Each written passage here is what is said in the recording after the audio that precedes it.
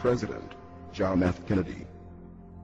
Ladies and gentlemen, the very word secrecy is repugnant in a free and open society, and we are, as a people, inherently and historically opposed to secret societies, to secret oaths, and to secret proceedings. We decided long ago that the dangers of excessive and unwarranted concealment of pertinent facts far outweighed the dangers which are cited to justify it.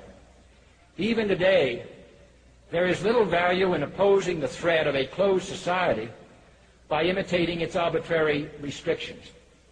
Even today, there is little value in ensuring the survival of our nation if our traditions do not survive with it. And there is very grave danger that an announced need for increased security will be seized upon by those anxious to expand its meaning to the very limits of official censorship and concealment. That I do not intend to permit to the extent that it's in my control. And no official of my administration, whether his rank is high or low, civilian or military, should interpret my words here tonight as an excuse to censor the news, to stifle dissent, to cover up our mistakes, or to withhold from the press and the public the facts they deserve to know.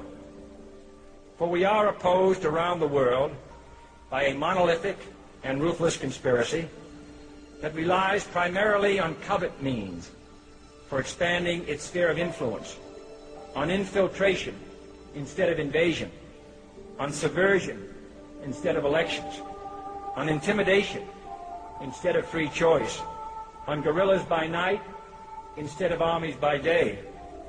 It is a system which has conscripted vast human and material resources into the building of a tightly knit, highly efficient machine that combines military, diplomatic, intelligence, economic, scientific, and political operations. Its preparations are concealed, not published. Its mistakes are buried, not headlined. Its dissenters are silenced, not praised. Its dissenters are silenced, not praised.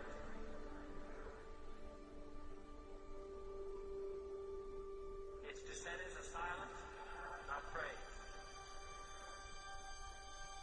Its dissenters are silenced, not praised. Its dissenters are silenced, not praised. Its dissenters are silenced, not praised. No expenditure is questioned, no rumor is printed, no secret is revealed. No president should fear public scrutiny of his program, for from that scrutiny comes understanding, and from that understanding comes support or opposition, and both are necessary. I am not asking your newspapers to support an administration, but I am asking your help in the tremendous task of informing and alerting the American people. For I have complete confidence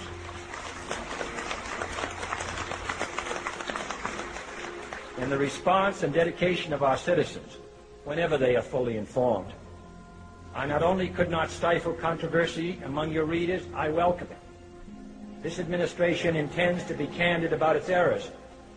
For as a wise man once said, an error doesn't become a mistake until you refuse to correct it.